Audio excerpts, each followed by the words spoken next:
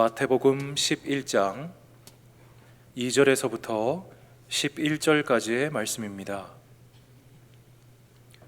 마태복음 11장 2절에서부터 11절까지의 말씀, 우리 서로 함께 교독하실 때에 제가 먼저 2절 시작하겠습니다. 요한이 옥에서 그리스도께서 하신 일을 듣고 제자들을 보내어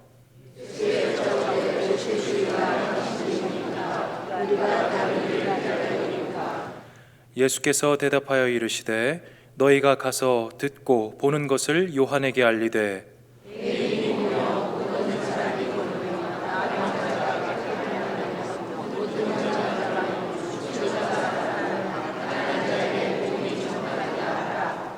누구든지 나로 말미암아 실족하지 아니하는 자는 복이 있도다 하시니라.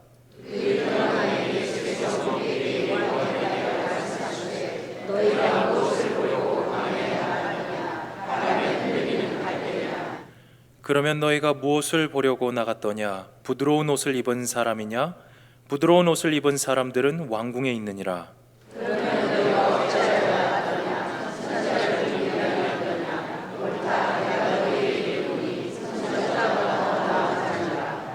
기록된 바 보라, 내가 내 사자를 네 앞에 보내노니 그가 네 길을 내 앞에 준비하리라 하신 것이 이 사람에 대한 말씀이니라.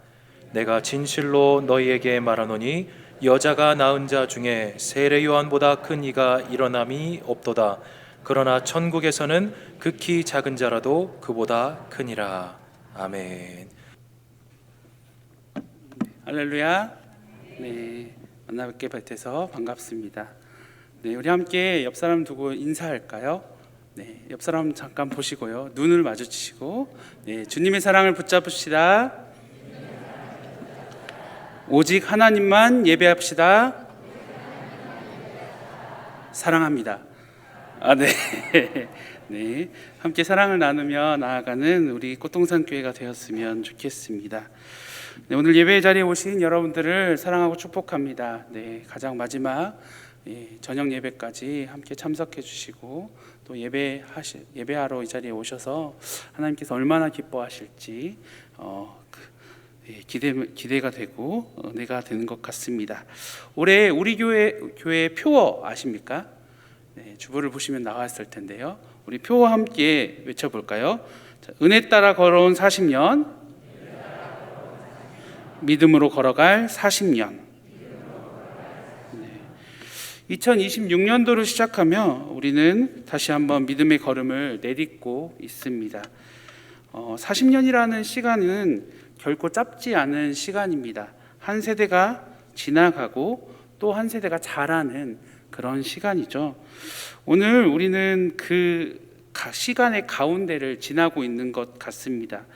여러 변화 가운데 불편함이 있을 수도 있고 또 어려움이 있을 수도 있지만 결국 이 시간을 통하여 다음 세대가 세워지고 또 아름다운 꽃동산 교회가 이어져 갈 것을 우리는 기대합니다. 이때 저는 한 가지 질문을 여러분과 나누고 싶습니다. 믿음은 무엇일까요? 우리에게 믿음이란 무엇일까요? 믿음으로 걸어갈 40년은 우리는 어떤 모습으로 나아가야 할까요? 우리는 종종 믿음이라는 단어를 보면 이렇게 생각할 때가 있습니다. 믿음은 의심하지 않는 확신이다.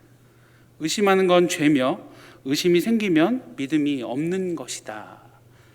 혹은 믿음은 끝까지 흔들리지 않는 태도이다. 믿음은 강철처럼 단단해져서 감정적으로 요동하지 않아야 한다. 그리고 믿음이 크면 하나님께 인정받는다. 우리는 흔히 이렇게 믿음을 생각할 때가 있습니다. 그런데 정말 이런 모습만이 성경에서 우리에게 말하고 있는 믿음일까요? 오늘 믿음에 대해서 함께 생각해보는 시간을 가지고 싶습니다. 한국말은 참 독특합니다. 한 단어에 아주 넓은 뜻을 담을 수 있죠. 제가 전라북도 전주의 태생인데요. 전라도에는 아주 마법과 같은 단어가 한 가지 존재합니다. 모든 뜻을 다 담을 수 있고요, 모든 말을 다 할 수 있는 그런 단어가 있습니다. 네, 미국에서 오신 분들, 외국에서 있는 분들은 모르겠지만 우린 다 같이 알고 있죠. 네, 거시기라는 단어입니다. 네. 어릴 적 어머니께서 김장을 담글 때 저에게 하는 말씀하셨습니다. 기준아, 거기 가서 거시기 좀 가져와서 거시기에 좀 부어봐. 네. 무슨 뜻인지 아시겠습니까? 이게 김장을 하고 있다가 포인트거든요. 그러니까 이 말의 뜻은 기준아, 부엌에 가서 액젓을 가지고 와서 저기 무생채를 잘라놓은 데에 부어라 라는 뜻입니다. 어떻게 해석이 좀 되셨나요? 네. 그런데 참 신기한 건 말입니다. 제가 가끔, 아니 좀 자주 이 뜻을 이해한다는 겁니다. 네. 어떤 단어가 없거든요. 네. 거기 가서 거시기를 가져와서 거기에 부어라. 아는 거는 기준아와 부어라밖에 없는. 네. 하지만 그 뜻을 다 안다라는 거죠. 이처럼 한국말은 한 단어로 수많은 의미를 담고 있습니다. 그렇게 전달할 수 있습니다. 이것이 장점이기도 하지만 반대로 오해를 불러일으키기도 하죠. 오늘 우리가 생각하는 믿음이라는 단어가 바로 그런 것 같습니다. 너무 많은 뜻을 믿음이라는 단어에 담다 보니 우리는 믿음을 자주 오해해서 설명하거나 말하거나 사용할 때가 있다라는 겁니다. 믿음이 있으면 흔들리지 않아야 한다. 정말 믿는 사람이라면 의문 없이, 의심 없이 질문하지 않고 믿는 것이다 라고 말이죠. 그래서 우리는 믿음이 약해지는 순간, 또 마음에 의심이 생기는 순간, 기도가 메아리처럼 나에게 다시 돌아오지 않는 그런 순간에 이렇게 결론 내립니다. 나는 믿음이 없는 사람인가 보다. 하나님 앞에서 진짜 부끄럽다. 내가 하나님 앞에서 몇 년을 하나님을 알고 살았고 믿고 살았는데 여전히 내가 믿음이 없는 자이구나 라고 말입니다. 그런데 오늘 본문은 그 생각을 정면으로 뒤집는 일입니다. 불경한 질문을 던지는 세례 요한에게 예수님께서는 여자가 낳은 중에 가장 큰 자다라고 평가하고 계시죠. 요한의 상태를 함께 생각해 볼까요? 요한은 지금 옥에 갇혀 있습니다. 광야에서 외치던 요한, 권력 앞에서 무너지지 않고 타협하지 않던 요한이 어둡고 좁은 감옥에 있습니다. 아주 어려운 환경 가운데 있습니다. 아마도 그 마음에 이 상황이 너무 어려웠을 것 같습니다. 하나님께서 아무 말씀하지 않으시고 여전히 감옥 안에서 갇혀 있으니 말이죠. 요한은 제자들을 통하여서 예수님께 이렇게 질문하라고 이야기합니다. 오시리가 당신이 오니까 우리가 다른 일을 기다리오니까. 요한의 이 질문은 아주 충격적인 질문입니다. 왜냐하면 세례 요한이 그 전에 겪었던 일들을 생각하면 그렇습니다. 하나님의 일하심을, 하나님의 음성을 들었던 자이기 때문입니다. 마태복음 3장 16절에서 17절에 예수님께서 세례를 받으시고 모래에서 올라오실 때 성령의 임하심을 보죠. 하늘이 열리고 하나님의 성령이 비둘기같이 내려 자기 위에 임하심을 보시더니 또 하늘로부터 소리가 있어 말씀하시되 이는 내 사랑하는 아들이요 내 기뻐하는 자라 하시더라. 그러니까 세례 요한은 성령이 임하는 걸 눈으로 목격한 사람이고 하나님의 말씀을 들은 자입니다. 그리고 예수님을 보며 보라 세상 죄를 지고 가는 하나님의 어린 양이로다 이렇게 고백했던 사람이기 때문이죠. 이런 요한이 지금 예수님께 묻고 있는 겁니다. 정말 당신이 하나님의 아들 메시아입니까? 정말 당신이 하나님의 아들, 우리가 기다리던 메시아입니까? 아니면 다른 사람을 다시 또 메시아를 기다려야 됩니까? 라는 질문입니다. 그런데 요한의 이 질문은 하나님의 아들을 모르게 하는 무지한 질문이 아닙니다. 요한은 알고 있죠.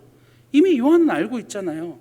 성령이 임하는 걸 눈으로 봤고 하나님의 말씀을 들었던 자고 자기의 입으로 예수 그리스도를 하나님의 아들, 세상 죄를 지고 가는 하나님의 어린 양이라고 고백했던 요한입니다.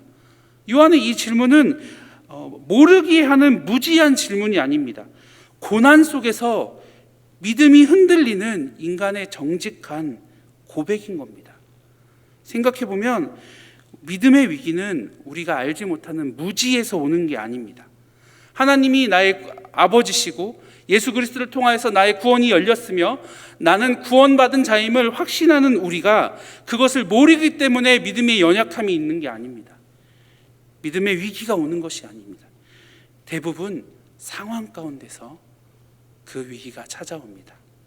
오늘 집사님께서 기도하실 때 이 상황 가운데서 우리의 눈이 가려진다라고 말씀하신 것처럼 이 상황 가운데 믿음의 위기는 우리에게 찾아오는 겁니다.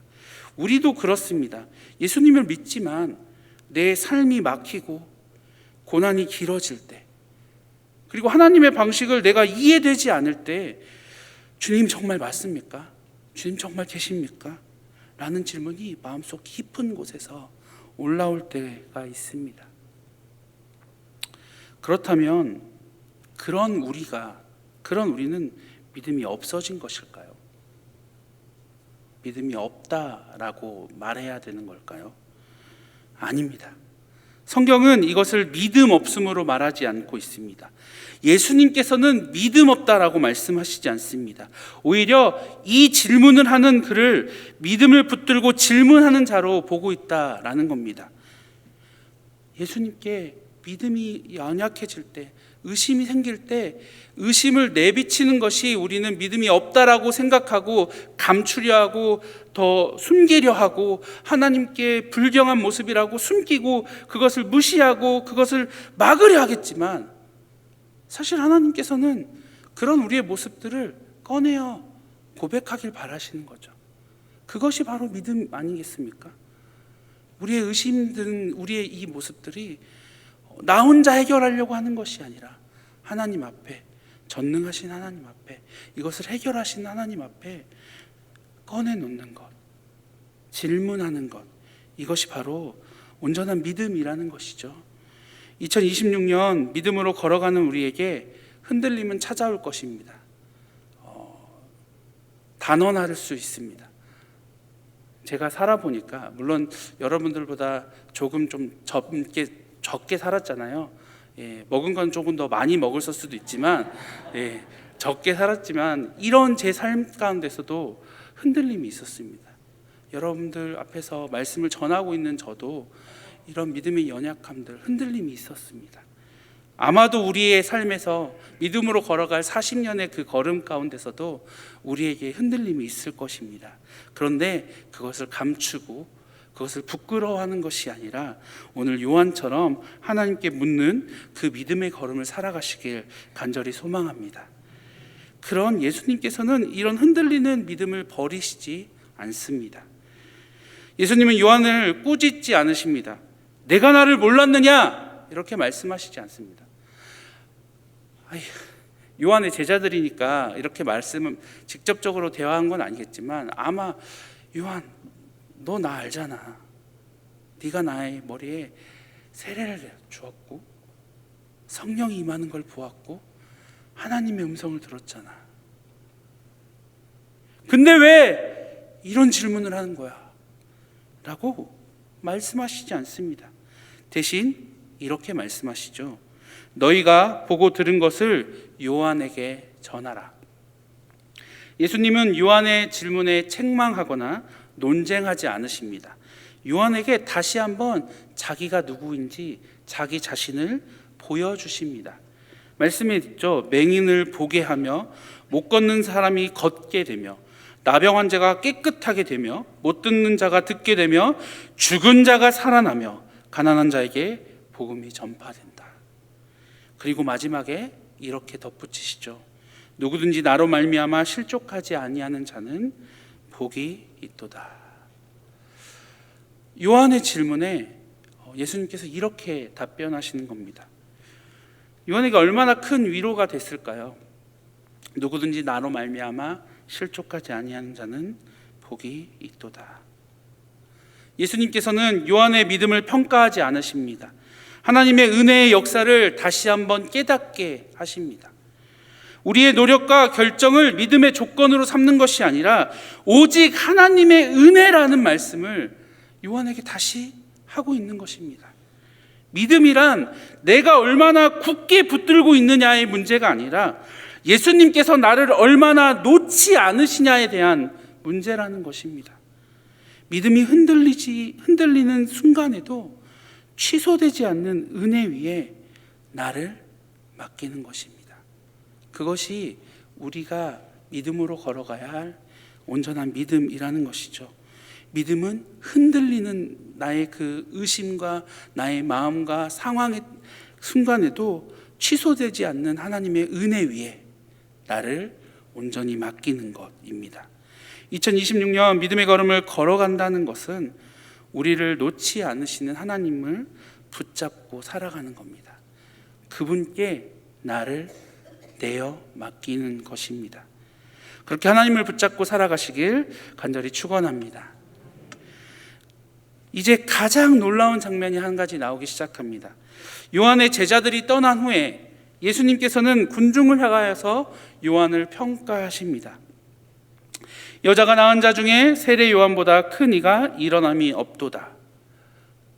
그런데 이 상황이 지금 어떤 상황이죠?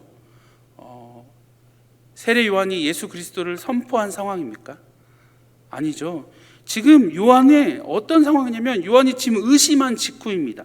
예수님께 그 의심한 자기의 마음을 질문한 직후입니다. 아니, 메시아가 맞습니까? 아니면 제가 딴 사람 다시 기다리겠습니다. 이렇게 이런 뉘앙스가 아니겠죠. 아니, 메시아가 맞습니까? 진짜 메시아 맞으십니까? 제가 이렇게 잡혀 있는데 왜 나를 구원하시지 않습니까? 진짜 아니시면 우리가 또 메시아를 기다려야 됩니까? 이런 뉘앙스였겠죠. 의심한 직후, 질문을 던진 직후 그가 흔들리고 있는 그 요한을 두고 예수님께서는 이렇게 말씀하시는 겁니다. 그보다 큰 자가 없다. 요한이 큰 이유는 무엇입니까? 요한이 큰 자가 된 이유는 무엇입니까? 왜 요한을 큰 자라고 말하고 있는 겁니까?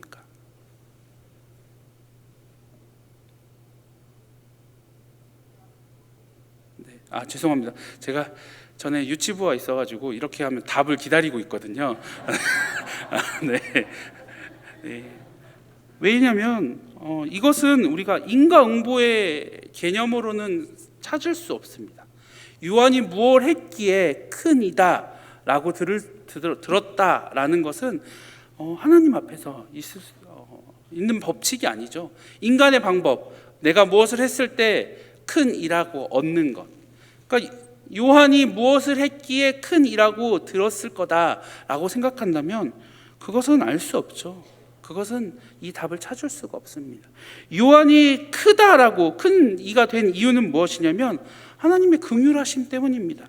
의심하지 않아서도 아니고 질문하지 않아서도 아닙니다.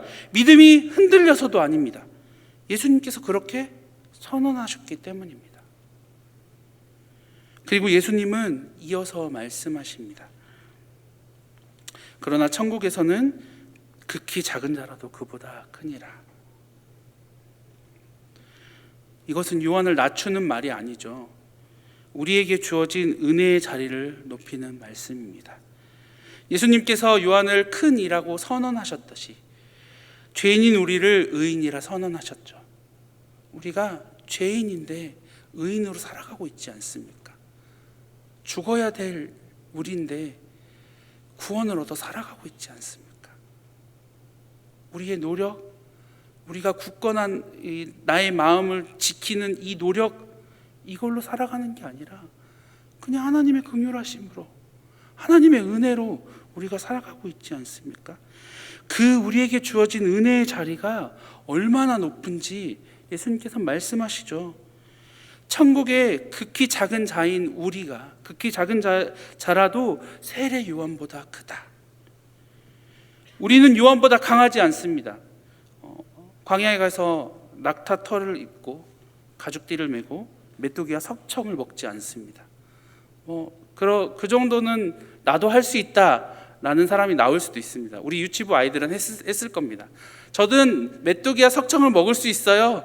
저도 세례 요한처럼 할 수 있어요. 이렇게 말할 수 있을 것 같습니다. 그런데 우린 세례 요한처럼 그렇게 무언가 대단한 사역들을 감당할 수 없습니다. 저만 해도 그렇죠. 세례 요한이 어떤 일을 했습니까? 하나님의 메시지가 없는 그 어두운 시대에 나타나 하나님의 메시지를 전하죠. 어떤 메시지입니까? 아주 좋은 메시지였으면 저도 할 수 있을 것 같습니다. 여러분, 하나님이 여러분들 주머니에 1억씩 드릴 겁니다. 뭐 이런 거면 할 수 있을 거예요. 근데 뭐라고 합니까? 회개하라 얘기하지 않습니까? 너희 죄악 독사의 자식들아 얘기하지 않습니까? 그냥 우리가 세례 요한이니까 이렇게 얘기하지만, 그냥 여러분들 생각해 보세요. 길을 가는데 누군가 와가지고 우리한테 손가락질하면서 너 죄인이지, 너 죄 있지, 너 회개해. 어떻게 갑자기 은혜에 막 눈물을 흘리면서 회개하고 싶으십니까? 손 안 올라가는 것도 대단한 거죠. 잘 참은 거죠. 우리는 지식인이니까, 지성인이니까 그렇게 얘기하면 네, 경찰이죠, 이렇게 전화했겠죠. 네. 그런데 지금 세례 요한이 그렇게 등장한 사람 아닙니까? 우리는 그렇게 세례 요한보다 강하지 않습니다. 그렇게 담대하지 않습니다. 그런데 요한보다 더 큰 은혜 안에 있다라는 겁니다. 그러나 천국에는 극히 작은 자라도 세례 요한보다 크다라고 예수님께서 말씀하시는 거죠. 우리는 요한보다 더 큰 은혜 안에 살아가고 있는 자들이라는 것입니다. 사랑하는 성도 여러분, 믿음으로 걸어가는 길 위에서 이런 마음이 들 때가 있을 겁니다. 예전만큼 확신이 없어. 믿음이 좀 약해진 것 같아. 그래서 하나님이 나를 좀 실망스럽게 보시면 어떡하지? 그러나 오늘 본문은 분명히 말하고 있습니다. 믿음이 약해 보이는 순간에도 하나님의 선택은 취소되지 않습니다.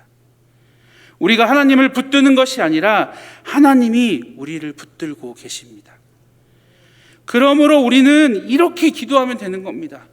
주님, 믿음을 더 주소서. 주님, 믿음을 더 주소서. 제 노력과 제 결정과 제 결단이 아니라 하나님이 내가 어떠한 상황임에도 불구하고 그거와 전혀 상관없이 나를 사랑하셨고 나를 선택하셨고 나를 붙들고 계시니 주님, 나에게 믿음을 더하여 주시옵소서. 기도하면 되는 겁니다. 믿음을 증명하려 하지 말고, 믿음을 애써 만들어내려고 하지 말고 그냥 하나님의 은혜를 구해야 하는 것입니다. 그렇게 우리가 살아갈 때 자연스레 우리 삶에 믿음이 회복되고 더해지고 믿음의 삶을 걸어가는 것입니다. 말씀을 마치겠습니다. 믿음은 우리가 끝까지 버티는 힘이 아닙니다. 끝까지 우리를 놓지 않으시는 하나님의 은혜입니다.